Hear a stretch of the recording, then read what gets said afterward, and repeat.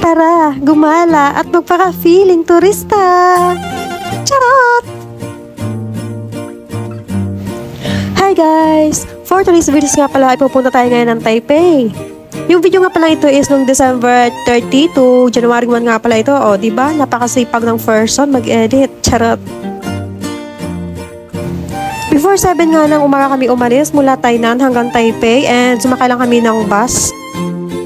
3 days and 2 nights nga kami, kaya naman October pa lang ay nag-book na kami ng hotel kasi kapag palapit na is mahal na yung hotel. Last year nga ay dito rin kami nag-countdown, kaya kahit ilang beses na akong nakasaksi ng countdown ng 101 ay talagang na-amaze ako. Charot! And ayun na nga, before 11 nga ay nakarating na kami ng Taipei and pagkadating nga namin dyan ay pumunta kami ng Taipei Main Station. Oh, ayan nga palang Taipei Main Station guys. So kapag may kikitain kayo dito, ayan, madali lang mahanap. And nag-ikot-ikot nga kami dyan and nakita nga namin tong Krispy Kreme. So ayan, tuwan-tuwa yung bata. Bumili nga kami yan para may pagkain kami sa hotel at para yun na rin yung handa namin ng one kasi nga pampaswerte dahil bilog-bilog. And pumunta nga kami sa Ximending kasi nga para kumain kami at para umikot-ikot dahil nga 2:30 pa naman yung aming check-in sa hotel. Ikot-ikot muna kami dyan and kumain kami sa isang Japanese restaurant kasi nga gusto namin kumain ng kanin. And pagkatapos namin kumain ay nag-ikot-ikot naman kami. O, di ba wala katapos ang ikot ng mga first hub. Charot. And pumunta nga kami dyan sa bilihan ng pasalubong and nakita nga namin dyan yung sikat na bilihan ng milk tea, yung Shinfutang. And bala ko nga sana bumili kaso napakahaba naman ng pila. So sabi ko doon na lang kami sa sa donut, yung isa sa mga sikat na donut dyan sa Ximending, yung crispy milk donut. At hinanap na namin dyan and akala ko nga is wala masyadong pila and ayun, pagdating ko, Diyos ko dahi, ang haba pa ng pila. And syempre, sayang naman yung pagpunta namin dyan kaya nag-antay na lang kami ng 48 hours. Joke. And pagkatapos dyan, ayan, nakabili na nga kami and so sobrang sulit naman kasi nga masarap siya lalo pat mainit siya and ayan, tinikman na nga namin at hindi na kami nakapag-antay. And pagkatapos dyan is pumunta na kami sa aming hotel. Ang hotel nga pala namin ay sa Shilin and yung hotel namin ay 3 days and 2 nights is 3,800. So, dalawa na kami dyan. And ayan na nga pala ang aming hotel. Room tour muna tayo for today's video. Charot. And ayan, pagdating nga namin dyan ay kumain muna kami. Ayan yung binili namin na Krispy Kreme at saka yung donut. And pagkatapos dyan is umalis ulit kami kasi nga para pumunta sa Banqiao. Kasi nga, pumunta kami dun sa mga pailaw-ilaw. So, kulang, hindi kumpleto yung pagka-countdown mo kung hindi kayo pupunta dito. Kaya, kapag magka-countdown kayo, punta kayo dito sa Banqiao at saka sa Taipei City Hall kasi nga maraming pailaw. So, ayun na, andyan na nga kami and pagdating nga namin dyan is hindi masyadong matao. Siguro kasi dahil December 30 pa lang and pagdating nga namin dyan, ayan, nakakatuwa kasi yan yung nakita ko may pa, sila, tingnan nyo naman yung pa-snow, yung fake snow. And pagpunta nga namin dyan ay sobrang natuwa ako kasi nga yung pailaw na ganyan ay wala masyadong tao and nakapag-video ako ng maayos at nakapag-picture di ba nakapag-rampa pang ate girl nyo kasi yung mga nakarang taon nung pumunta kami dyan nasa gilid lang para mag-picture kasi sobrang dami na tao. Siguro mga December 31 yun and sobrang hirap. So pagkatapos ka namin dyan ay pumunta kami ng Taipei City Hall. So yun yung sinasabi ko kanina na mga pailaw-ilaw din and pagpunta nga namin dyan is medyo maraming tao din and yun nga pala guys, yung Taipei City Hall is medyo malapit sa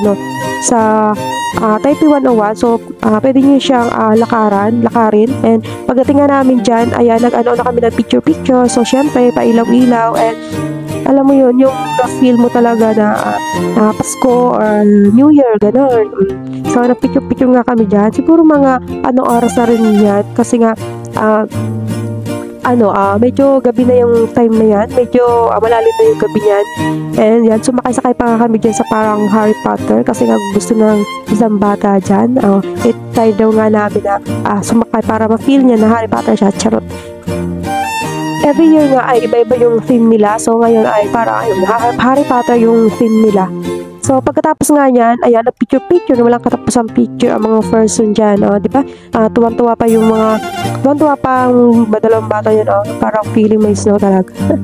And pagkatapos nga yan, fast forward, kinabukasan na, ayan, pumunta nga pala kami sa, sa Mae Songshan Airport, kasi nga sa mga nakikita nga namin sa TikTok, yung kumukha ng video na may aeroplano sa taas. And alam nyo guys, siguro mga 9 or 10, mga 12 ng tanghali na yan kasi nga Nung time na yun is 31 na. So, diretso na kami para sa countdown. Wala na kaming uwian ng hotel. So, dahil nga malapit yan sa may hotel namin, pinuntahan nga namin, mga 15 minutes lang naman, simula sa hotel namin, kaya pinuntahan namin. So, ayan na nga si Babe, oh. Nung time nga na yun, nung dumaan yung airplane, ay takot na takot ang person. Dahil nga, first time nga daw niya, akala niya is parang malalaglag sa kanya yung aeroplano. So, pagpunta nga namin dyan is, nag-abang kami ng mga pa-uwi na pa-landing na eroplano. So, sobrang lamig pa kasi nga wala masyadong mga kabahayan dyan. And nung time na yan ay sobrang natutuwa kami kasi nga ang ganda. And pagkatapos nga yan ay pumunta kami ng Thamesway para sa countdown kasi nga mas naunang magka-countdown yung Thamesway mga 8:30 PM. And pagdating nga namin dyan ay padilim na. And kumain muna kami kasi nga para hindi na kami kumain sa May Taipei kasi sobrang daming tao doon, ang hirap pumila. And kumain nga kami sa isang parang seafoods na restaurant. Ayan, kumain kami ng kanin is life. Ayan, pa shabu-shabu pang person. Mga 8:30 nga yung dyan, yung pa fireworks nila. Kaya naman sobrang nag-abang kami ng medyo matagal din. Kasi nga 8:30 pa yung fireworks nila. So first time namin parehas na Babe na manood ng fireworks diyan. Kaya naman natutuwa kami. So nung time nga na yan is hindi namin alam kung saan banda yung fireworks nila. Kaya nga yan, umupo na lang kami dyan sa may tabi ng ng dagat. And sobrang daming tao din nung time na yan kahit na na sobrang lamig. And ayun na nga, nagsimula na magpa-fireworks. And alam nyo naman guys, sobrang layo namin. Akala namin nasa gitna, yun pala hindi. And dahil nga sobrang tao, ayan, naipit na ako. And kaya tingnan mo naman yung pagkuha ng aming mga, ng aming video. And pagkatapos nga yan, alam nyo, ayan, pauwi na mga person. Ayan, nagsisiksika at mabilis na nga kami kasi nga papunta na kami ng Taipei 101. And ayan na, andyan na kami sa 101 kasi nga, anong oras na rin. Siguro mga magte-10 na yan ng gabi. Kasi nga 12 yung countdown ng 101 kaya nagmadali kami. Pagdating nga namin dyan, ayan, sobrang dami na rin pala ng tao. Ayan, so every year, hanggat may time, hanggat may oras kami na pwede, ayan, talaga kami ng countdown. Dito talaga kami nag-countdown para feel namin yung New Year. So as usual, makikipagsiksika na naman ang mga person. And ilang minuto na nga lang ay nag-aantay na kami para sa countdown na yan. Ayan, waiting na ang person.